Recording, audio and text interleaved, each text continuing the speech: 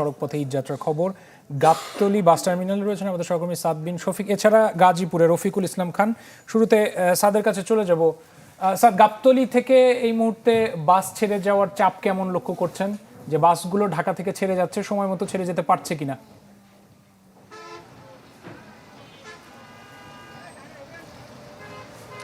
রাশেদ, গাবতলী থেকে ঢাকার বাইরে বিভিন্ন গন্তব্যে যেসব গাড়ি যাচ্ছে বা বাস যাচ্ছে, এর বেশিরভাগটাই কিন্তু যাচ্ছে উত্তরবঙ্গের বিভিন্ন গন্তব্যে। এর পাশাপাশি পাটুরিয়া ঘাট হয়ে দক্ষিণবঙ্গের যেসব জেলায় চলাচল করা হয় সেগুলো কিন্তু মূলত গাবতলী দিয়ে যাচ্ছে। আজকে যে বিষয়টি দেখা যাচ্ছে, মূলত ছোটোখাটো যেসব পরিবহন আছে, যেগুলো হচ্ছে ইনস্ট্যান্ট, যারা যাত্রী সংগ্রহ করে তারা বিভিন্ন জেলায় যাচ্ছে, তাদের সংখ্যাটা কিন্তু একটু এখানে বেশি। আমি যদি আপনাকে দেখাই, এটি হচ্ছে গাবতলী থেকে সাভারের দিকে যে রাস্তাটা চলে গিয়েছে টার্মিনালের ঠিক সামনে, সেটা চিত্র। বিভিন্ন গাড়ি কিন্তু এখান থেকে লোক নিচ্ছে, যারা বিভিন্ন গন্তব্যের শেষ মুহূর্তে যাদের আগে থেকে টিকিট সংগ্রহ করা নেই, মূলত সেই ধরনের যাত্রীরাই কিন্তু বেশি যাচ্ছে। এবং এই চিত্র আমরা কিন্তু দেখছি রাস্তার অপর পাশের বিষয়টা যদি আপনি দেখেন, সেখানেও কিন্তু গাড়ির বেশ চাপ। কারণ হচ্ছে যেসব গাড়ি ঢাকার বাইরের গন্তব্য থেকে যাত্রীদের নামিয়ে আবার পরবর্তী ট্রিপ নেয়ার জন্য ঢাকাতে ঢুকছে, সেই গাড়ির চাপটাও কিন্তু অনেক বেশি। সব মিলিয়ে আজকে এখানে কিন্তু অনেকের সাথেই যাত্রীদের সাথে কথা হলো, তারা কিন্তু অতিরিক্ত ভাড়া আদায় হচ্ছে এই বিষয়টি কিন্তু তারাও বলছেন। এবং এর পাশাপাশি যে কোনোভাবেই হোক তারা হাসি মুখে নিরাপদে বাড়ি ফিরতে চান, এই প্রত্যাশার কথা কিন্তু জানিয়েছেন। সব মিলে আজকে মহাসড়কে যেই চিত্রটি দেখা গিয়েছে তার অনেকটা প্রতিফলন কিন্তু আমরা এখানে দেখতে পাচ্ছি। অর্থাৎ গাড়ির যেমন চাপ আছে, তেমনি কিন্তু যাত্রীরাও অপেক্ষমান আছে প্রয়োজনীয় গাড়িটিতে চড়ার জন্য। রাশেদ। সাদ বিন শফিক গাবতলী বাস টার্মিনাল থেকে আমাদের সাথে যুক্ত আছেন রফিকুল ইসলাম খান, তিনি যুক্ত আছেন গাজীপুরে। আমরা গাবতলী বাস স্ট্যান্ডের চিত্র দেখছিলাম। রফিক, সেখানে শুনছিলাম যে গাড়ির চাপ কেমন। আমরা মহাসড়কের চিত্রটা আপনার কাছ থেকে একটু শুনে আসতে চাই, যেহেতু ঈদযাত্রা শুরু হয়ে গেছে, মানুষ ঘরে ফিরতে শুরু করেছে।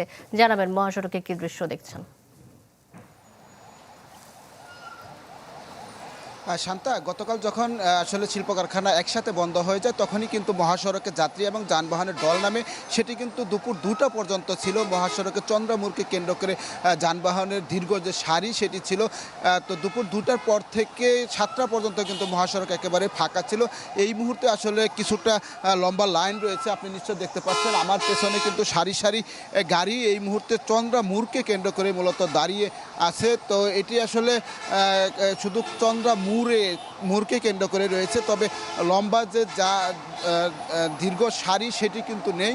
তো যেই মুহূর্তে যারা আসলে রাজধানী ঢাকা ছাড়বেন, তাদেরকে কিন্তু চন্দ্রামুরকে কেন্দ্র করে তাদের আর কোনো বেগ পেতে হবে না। তারা চন্দ্রামুরে অনায়াসে কিন্তু চন্দ্রামুর পার হয়ে যেতে পারবেন। তাছাড়া আপনি জানেন যে গাজীপুরে 2টি মহাসড়ক রয়েছে, একটি হলো ঢাকা টাঙ্গাইল মহাসড়ক, অন্যটি হলো ঢাকা ময়মনসিংহ মহাসড়ক। ঢাকা ময়মনসিংহ মহাসড়কে কিন্তু ইতিমধ্যে স্বাভাবিক হয়ে গেছে, সেই সড়কে কোনো ঝামেলা হচ্ছে না। তাছাড়া আপনি জানেন যে ঢাকা ময়মনসিংহ মহাসড়কে যে 7টি ফ্লাইওভার উদ্বোধন করা হয়েছে, সেই উদ্বোধনের ফলে কিন্তু যাত্রীরা আসলে তারা সুফল পেয়েছে আজকে কিন্তু, এবং গতকালও কিন্তু কোথাও কোনো এই সড়কে যানজটের সৃষ্টি হয়নি। শুধু ঢাকা টাঙ্গাইল মহাসড়কে চন্দ্রা কেন্দ্রিক যে লম্বা 10 কিলোমিটার, গতকাল সেটি 20 কিলোমিটার পর্যন্ত ছাড়িয়ে গিয়েছিল। তো সেই যানজট কিন্তু পুলিশ প্রশাসন আসলে তারা চেষ্টা করেছে এবং দুপুর নাগাদ কিন্তু মহাসড়ক স্বাভাবিক করেছে।